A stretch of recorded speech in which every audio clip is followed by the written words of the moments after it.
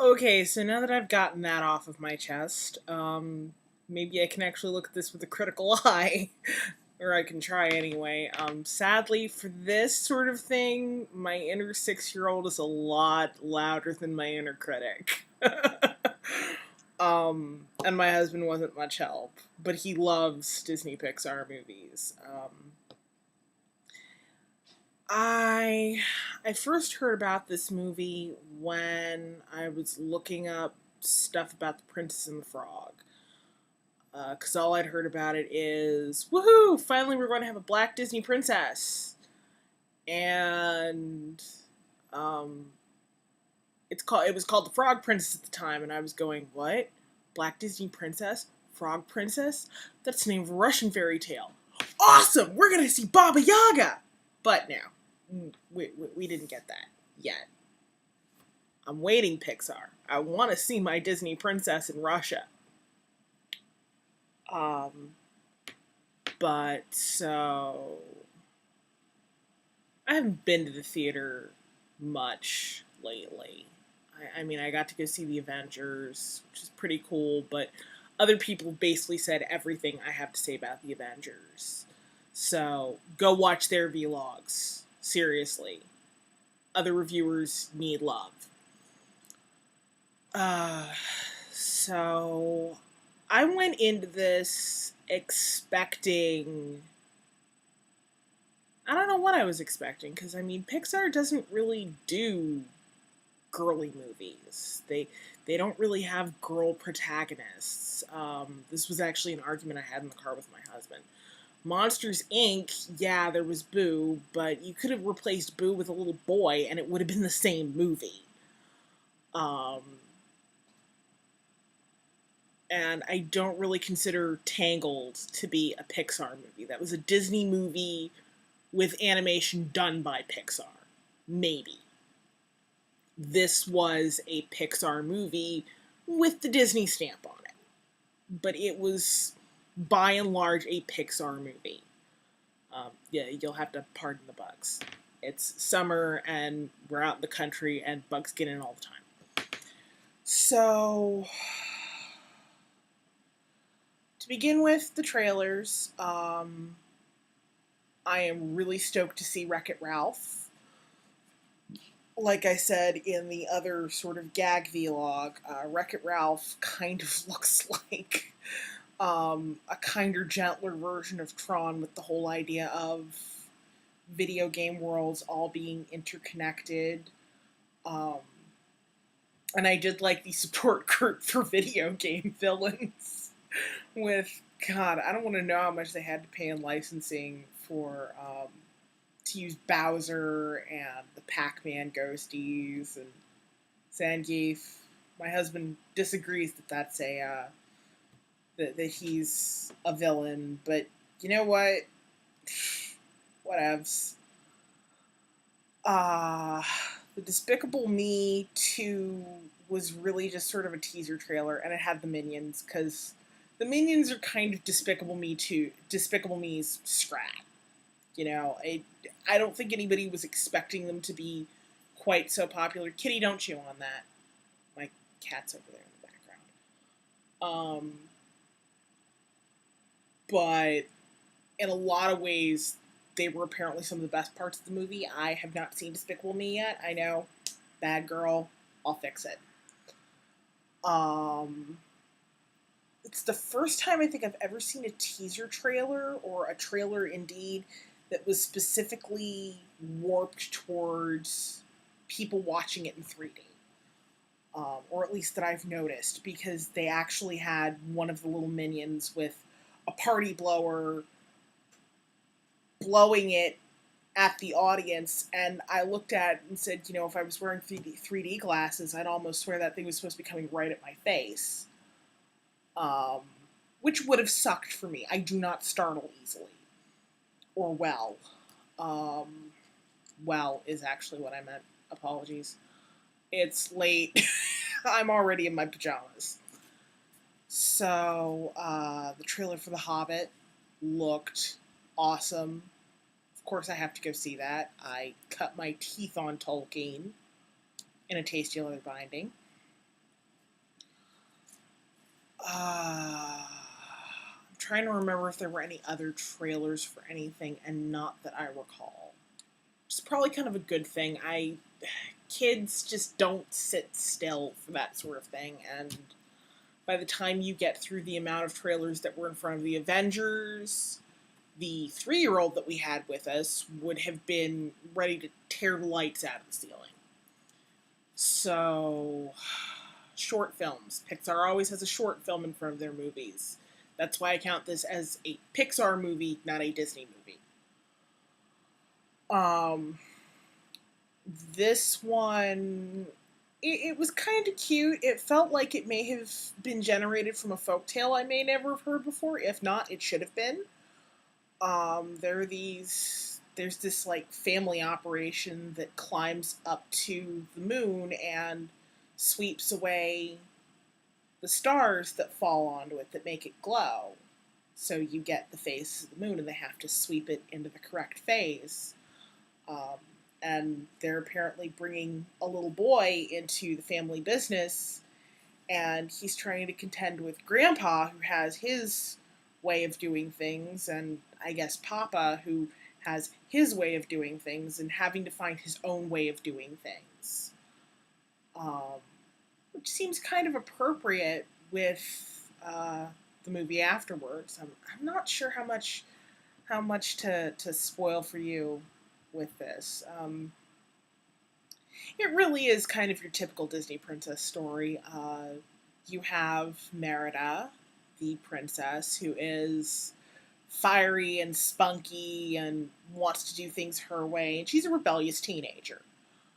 And she's constantly butting heads with her mom, who wants her to be a proper lady and a proper princess, and to be a paragon of womanhood in their kingdom, which is kind of like a Celtic fantasy land. That's really the best I can describe it. It definitely has the feel of, I don't know, Disney does Riverdance. I've never been to that part of the British Isles, but it definitely felt like that sort of thing, and I don't know if that would be disrespectful to people from that area of the world. I mean, who knows? People had fits about Mulan and how they portrayed China, but it was the animation was beautiful. It was lush. This to me, looking at Tangled and looking at Brave, this is what Tangled should have looked like, in my opinion. This is that I got the feeling that I could sink my teeth into the scenery. It was just that rich and vibrant, and the colors were all earth tones and cool shades of lavender and pink and green. Green, of course, is very heavily used. And this sort of spectral blue for the will-o-wisps, who are kind of a plot device. They're sort of the sort of the Navi of the movie. Hey, listen! Except without the obnoxious shrieking, they just sort of trill and beckon, and it's all very spooky and mystical. The voice acting was really good. I really like Emma Thompson as the Queen Mother. She's clearly doing her best. She understands that her daughter is not interested in this whole marriage thing, and she really, really just wants the best for her daughter, but at the same time, she's got to keep the peace in her kingdom, and she's got to keep these 4 very belligerent, loud, angry men from killing each other. And it seems like the only way to do that is to marry off her daughter. Um, and Merida, of course, is young and impetuous and just she doesn't feel like she's ready to get married. And I don't blame her. Even despite the time period and you got married as soon as you were of breeding age, she's she just wants to go and do her own thing, and she actually seems like she'd make a damn fine queen. Now, there's kind of the implication, it's never said, that even though she's the firstborn, she's got 3 triple brothers, and one of them is going to inherit the throne. But I don't know. I think once she settles down, she'd make a pretty good queen. At the very least, if there's another invasion, which is implied to have happened at least once, she'd at least be able to rally the troops and defend her home if required, which I consider to be laudable skills for a queen. Her father is partly a caricature, but you do see a lot more depth as time goes on, and even at the beginning of the movie. The beginning kind of freaked out the 3-year-old who was with us, and I don't blame her, because you see little Merida as like a weester, maybe like 5 or 6 years old, and it's her birthday, and while they're out celebrating in the woods, a bear shows up, and her mother scoops the child up and rides away with her, and her father stays to fight the bear and loses his leg.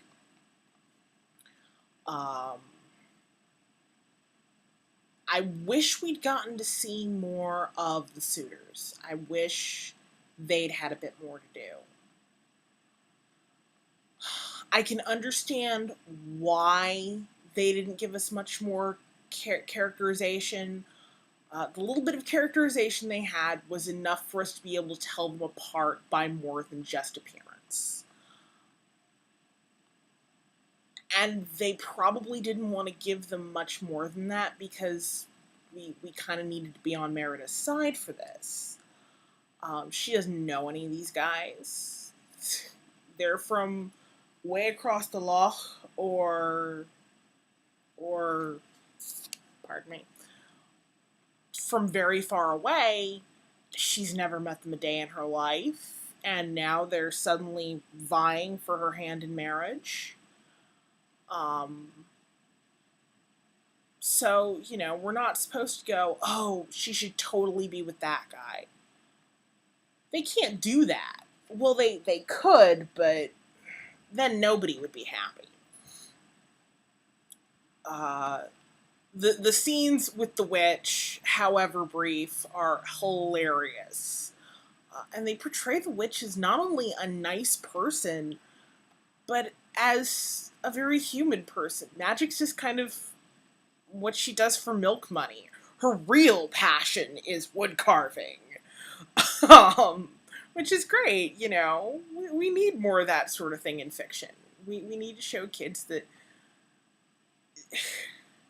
just because people are different from us, that doesn't mean they aren't people. The music was impressive, and maybe I'm just a sucker for the music because it sounded like my mother's old Riverdance CDs. But it too was lush, and there's this beautiful lullaby that I would love to learn the words to. On the soundtrack, it's called Noble Maiden Fair, and then something in Gaelic. I'm not going to attempt to pronounce it because I know I'll just butcher it. I don't speak much Gaelic, and I'd like to learn. The only thing in Gaelic I know is not drawing language, and I might only spit it out if I'm really drunk. And it accompanies this scene that, without spoiling too much for you, is Merida remembering how her mother's always been there for her, and her mother's singing it to comfort her during a thunderstorm when she's terrified of the thunder and lightning. And speaking as someone raised by my mother, it's it's all very poignant because suddenly mother and daughter are both having to rely on each other to stay alive and to stay safe. And they both have to teach each other how to kind of survive in the other one's world. As I said with the other vlog, with the gag vlog, I am very impressed by the fact that apparently Pixar's finally figured out what no other animator I have seen has gotten right, and that's how to animate curly hair. Curly hair, speaking from experience, does not flutter on the breeze like ribbons. I am not Pocahontas. I am not Sleeping Beauty or Ariel. My hair bounces, it springs, it resists very nearly everything I do to style it. Pardon me. It does not flow on the breeze unless I've pressed it.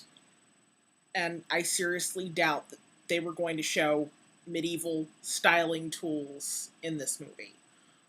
The best her mother could apparently do with it was to shove it all up into this skin-tight, like, swim cap style white hood, and even then Merida's constantly reaching up and pulling bits out because she's defiant and damn it, it's her hair, and Mom, I've got a look! Because ow, kitty. She's a teenage girl. And looking at her, that's what I was like at 14. I didn't want to be what everybody else was. I didn't want to be constantly dressed by my mother. I had a look, and I was going to keep that look. No matter what you did with my hair, and even now, I've got a look. I don't often veer from the bun. Do I think this was the best Disney princess movie I've ever seen? Actually, yes. It was very traditional. I kind of feel like a lot of that traditional part of it was executive meddling on Disney's part. Shame on you, Disney.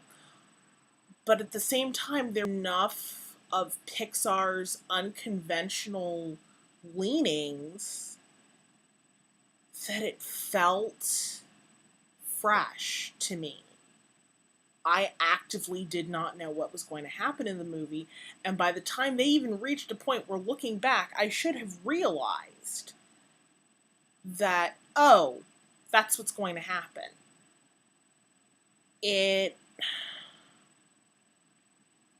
By then, I was so engrossed in what the movie was doing and had been yanked around twists and turns so much, I completely forgot myself.